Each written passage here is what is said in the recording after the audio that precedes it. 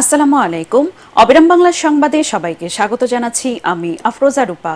শুরুতেই BRB cables সংবাদ শিরোনাম। নরসিংদীর মাধবদী থানায় করা হত্যা মামলায় সাবেক শিল্পমন্ত্রী নুরুল মজিদ মাহমুদ হুমায়ুনকে রাজধানীর গুলশান থেকে গ্রেফতার।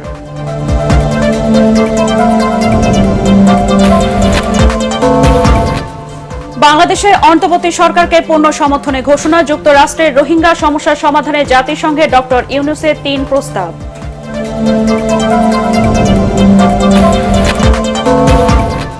এবং সামান্য বৃষ্টিতে ফরিদপুর পৌরসভার বিভিন্ন এলাকায় জলাবদ্ধতা, পরিকল্পিত ড্রেনেজ ব্যবস্থা না থাকায় দুর্ভোগে এলাকাবাসী।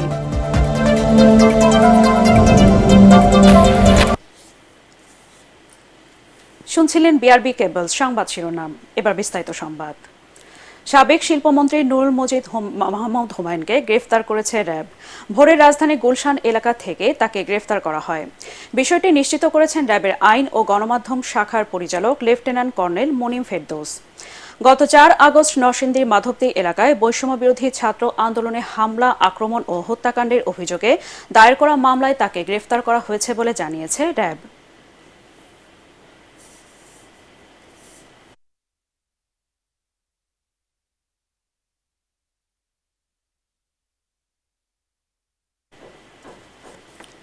রাজধানীর বাড্ডা থানায় করা ৩টি হত্যা মামলায় সাবেক প্রধানমন্ত্রী উপদেষ্টা সালমান এফ রহমান, সাবেক মন্ত্রী আনিসুল হক, ডাক্তার দীপু মনি, সাবেক প্রতিমন্ত্রী জুনায়েদ আহমেদ পলক ও সাংবাদিক মোজাম্মেল বাবুকে কারাগারে পাঠিয়েছে আদালত। সকালে ঢাকা মহানগর মুখ্য মহানগর হাকিম আদালতে তাদের হাজির করা হয়। এ সময় রাষ্ট্রপক্ষ থেকে রিমান্ড আবেদন করা হয়নি। আসামি পক্ষের আইনজীবীরা জামিন আবেদন করলে আদালত তা নামঞ্জুর করে আসামিদের কারাগারে পাঠানোর আদেশ দেন।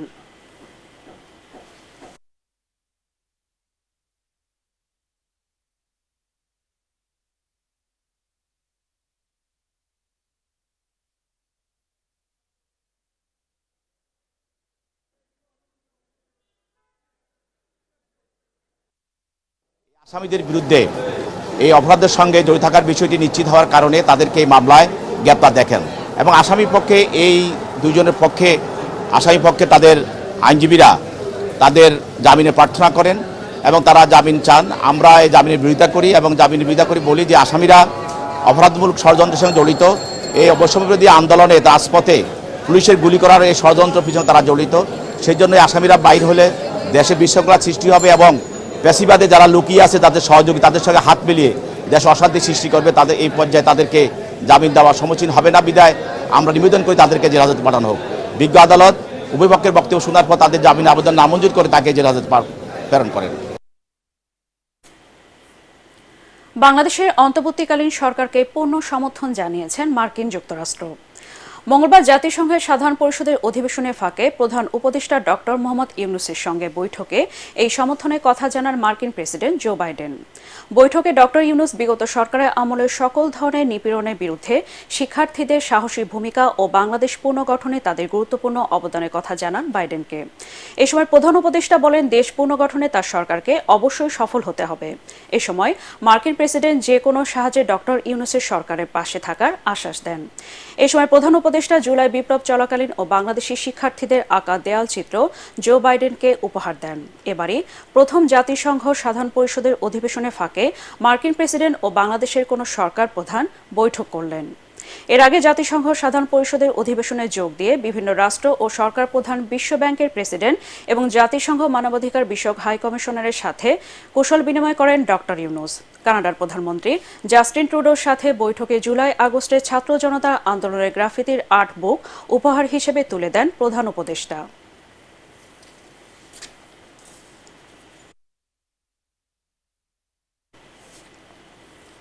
পরে যুক্তরাষ্ট্রের সাবেক প্রেসিডেন্ট বিল ক্লিন্টনের সঙ্গে কুশল বিনিময় করেন অন্তর্বর্তী সরকারের প্রধান উপদেষ্টা অধ্যাপক ডক্টর মোহাম্মদ ইউনূস। স্থানীয় সময় মঙ্গলবার দুপুরে ক্লিন্টন গ্লোবাল ইনিশিয়েটিভ অনুষ্ঠানে কুশল বিনিময় করেন তারা। এ সময় প্রধান উপদেষ্টা জুলাই বিপ্লবে বাংলাদেশি শিক্ষার্থীদের আঁকা দেয়াল চিত্রের ছবি সম্বলিত দ্য আর্ট অব ট্রায়াম্ফ শীর্ষক আর্টবুক বিল ক্লিন্টনকে উপহার দেন। পরে ক্লিন্টন গ্লোবাল ইনিশিয়েটিভে বক্তব্য রাখেন ডক্টর ইউনূস। অপরদিকে সাধারণ অধিবেশনের ফাঁকে জাতিসংঘের সদর দপ্তরে আন্তর্জাতিক মুদ্রা তহবিল IMF এর ব্যবস্থাপনা পরিচালক ক্রিস্টিলিনা জর্জিয়েভা ও ইতালির প্রধানমন্ত্রী জর্জিয়া মেলোনির সঙ্গে বৈঠক করেন প্রধান উপদেষ্টা। এদিকে সাধারণ অধিবেশনের ফাঁকে পাকিস্তানের প্রধানমন্ত্রী শাহবাজ শরীফের সঙ্গেও সাক্ষাৎ করেন প্রধান উপদেষ্টা।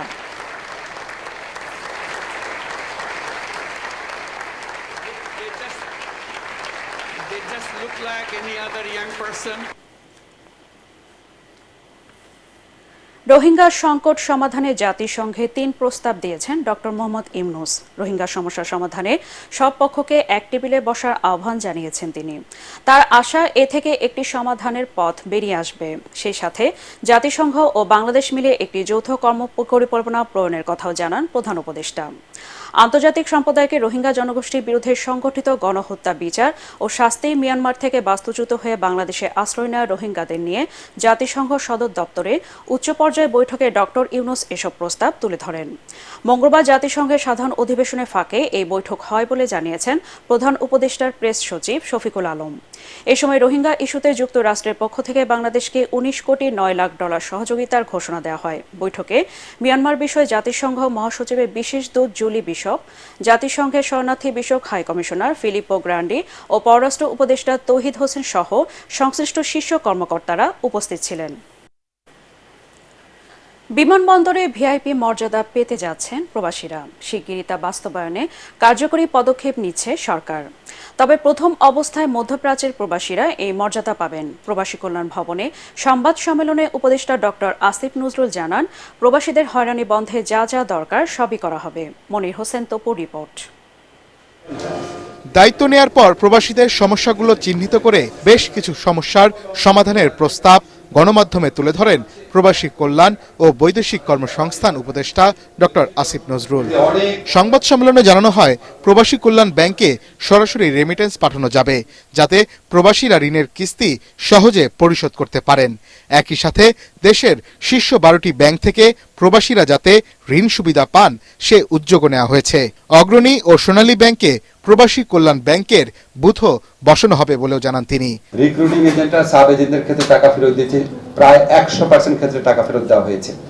সাব এজেন্টরা এখনো প্রবাসী যারা মালয়েশিয়া যেতে পারেনি তাদের ক্ষেত্রে টাকা ফেরত দেওয়ার ক্ষেত্রে মাত্র 25% অগ্রগতি হয়েছে। আমরা আশা করি এটা 100% আমরা অ্যাচিভমেন্ট করতে পারবো। সিন্ডিকেটের কথা যে বলেছেন, আমরা ওয়েল অ্যাওয়্যার আছি সিন্ডিকেট নিয়ে। সিন্ডিকেট যেন ভেঙে যায় সেই জন্য আমরা অত্যন্ত জোরালোভাবে মালয়েশিয়া সরকারকে বারবার অনুরোধ করছি, আপনি 100 জনের মধ্যে সীমাবদ্ধ রেখেন না, আপনি এটা ওপেন করে দেন। বিমানবন্দরে প্রবাসী শ্রমিকদের হয়রানি দূর করতে প্রয়োজনীয় ব্যবস্থা নেওয়া হয়েছে বলেও জানিয়েছেন ডক্টর আসিফ নজরুল। আগামী 2 সপ্তাহ থেকে 1 মাসের মধ্যে যেটা করব, লাউঞ্জ ব্যবহার ছাড়া বা সেপারেট যে আপনার ইমিগ্রেশনের একটা কাউন্টার ব্যবহার করা ছাড়া, ওটা আমাদের অনেক কর্তৃপক্ষের সাথে কথা বলতে হবে। কিন্তু এয়ারপোর্টে যাওয়ার পর ওনার মধ্যে যে একটা অসহায় অবস্থা আছে, কোন গেট দিয়ে ঢুকবেন, তারপরে আপনার চেক ইনটা কিভাবে করবেন, কোনো ফর্ম থাকলে কিভাবে ফিল আপ করবেন, ইমিগ্রেশনে কোনো একটা কাগজ চাইলে অস্থির হয়ে যান, বুঝতে পারেন না, প্রত্যেকটা স্তরে পাশে দাঁড়িয়ে হেল্প করবে প্রবাসী কল্যাণ ডেস্কের কর্মী। দরকার হলে আমরা আউটসোর্সিং এর মাধ্যমে নতুন ছেলেদেরকে ট্রেনিং দিয়ে নিয়োগ করব। তিনি আরো জানান, ছাত্র জনতার আন্দোলনে অংশ নেয় বিভিন্ন দেশ থেকে ফেরা 87 প্রবাসীর কর্মসংস্থান সৃষ্টি করা হবে। ওনাদের প্রতি এটা আমাদের দায় মনে করি। বাংলাদেশের মন্ত্রণালয়ের মাধ্যমে তাদেরকে কর্মসংস্থান, মানে চাকরি হোক, ব্যবসার উদ্যোগ হোক, সেটার ব্যবস্থা করব। দরকার হলে আমরা এখানে যারা প্রাইভেট সেক্টর আছেন, যারা খুব মানব কল্যাণের কাজ করেন, তাদের সাথে যোগাযোগ করব। এমনও আমরা চিন্তা করেছি যে ওনাদেরকে আমরা একটা সিড মানি দিয়ে, আমাদের প্রবাসী কল্যাণ ব্যাংক থেকে যদি করার স্কোপ থাকে, আমরা ওনাদের উদ্যোক্তা হওয়ার যদি ওনাদের ইচ্ছা থাকে, সেখানেও আমরা ওনাদেরকে সহযোগিতা করব। ওয়েজ আর্নার্স বন্ডের মাধ্যমে আরো বেশি রেমিটেন্স পাঠাতে কার্যকর পদক্ষেপ নেওয়া হয়েছে বলেও জানিয়েছেন এই উপদেষ্টা। মনির হোসেন তপু, এটিএন বাংলা, ঢাকা। সামান্য বৃষ্টিতে পানিতে তলিয়ে যায় ফরিদপুর পৌরসভার বিভিন্ন এলাকা। পরিকল্পিত ড্রেনেজ ব্যবস্থা না থাকায় জলাবদ্ধতার দুর্ভোগে এলাকাবাসী। নানা সময় জনপ্রতিনিধিরা আশ্বাস দিলেও এখনও মেলেনি তার সমাধান। ফরিদপুর প্রতিনিধি কামরুজ্জামান সোহেলের রিপোর্ট, জানাচ্ছেন ফারহিন ইসলাম টুম্পা।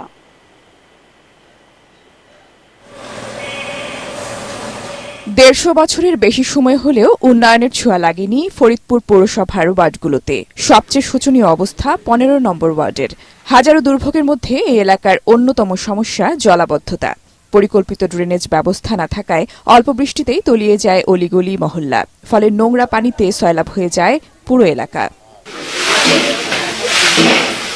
সড়কের পাশাপাশি বাসাবাড়িতে ঢুকে পড়েছে নোংরা পানি, দেখা দিয়েছে বিশুদ্ধ পানির সংকট। দিনের পর দিন এমন দুর্ভোগ চললেও দেখার কেউ নেই।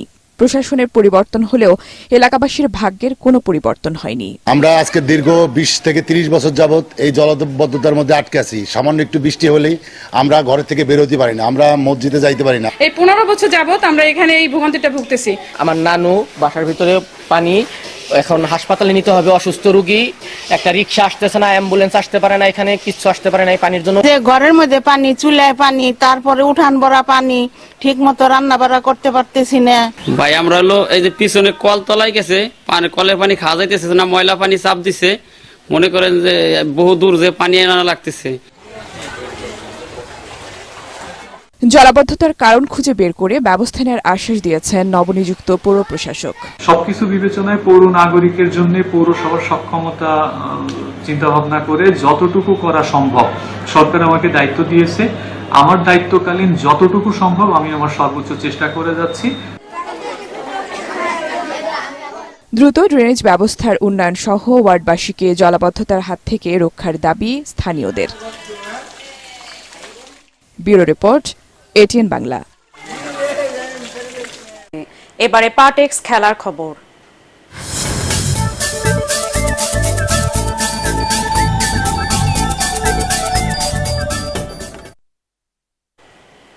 ভারতের বিপক্ষে দ্বিতীয় ও শেষ টেস্টের ভেন্যু কানপুরে পৌঁছেছে বাংলাদেশ ক্রিকেট দল। চেন্নাই টেস্টে বড় ব্যবধানে হেরে পিছিয়ে আছে নাজমুল হোসেন সাকিবরা। সিরিজে সমতা ফেরাতে কানপুরে জয় পেতে মরিয়া হয়ে থাকবে তারা। তবে নিজেদের মাটিতে সবসময় অপ্রতিরোধ রোহিত শর্মার দল, কিন্তু সম্প্রতি পাকিস্তানকে হোয়াইট ওয়াশ করে আসায় টাইগাররাও জয়ের জন্য ব্যাকুল থাকবেন। কানপুরে সিরিজ বাজানোর ম্যাচে শুক্রবার ভারতের মুখোমুখি হবে বাংলাদেশ।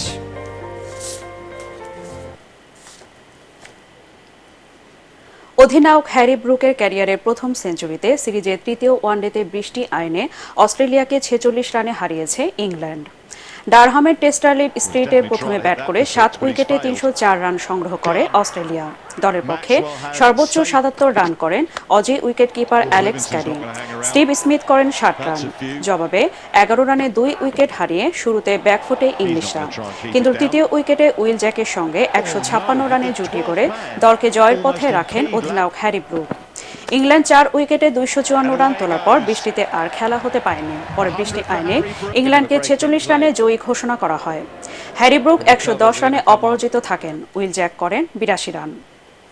সহজ জয় কঠিন করে জিতল রিয়াল মাদ্রিদ। লা লিগায় আলভেসের বিপক্ষে 3-0 ব্যবধানে এগিয়ে থাকা ম্যাচে 3-2 গোলে জয় পেল কার্লো আনচেলোত্তির দল।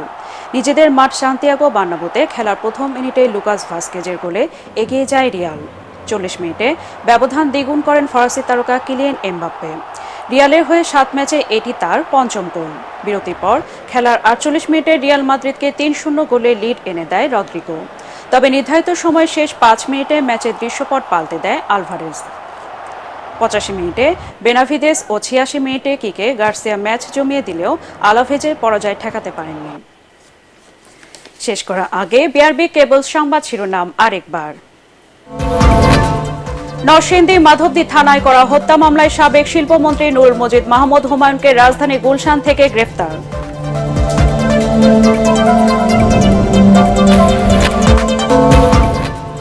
বাংলাদেশের অন্তর্বর্তী সরকারকে পূর্ণ সমর্থনে ঘোষণা যুক্তরাষ্ট্রের। রোহিঙ্গা সমস্যার সমাধানে জাতিসংঘে ডক্টর ইউনূসের 3 প্রস্তাব।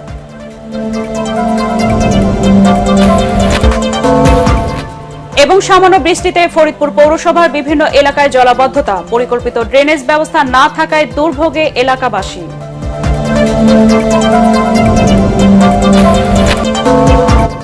পরবর্তী সংবাদ দেখার আমন্ত্রণ জানিয়ে এখনকার মতো শেষ করছি। এটিএন বাংলা সংবাদ ইউটিউবে দেখতে ব্রাউজ করুন youtube/ATN বাংলা নিউজ। ধন্যবাদ সবাইকে।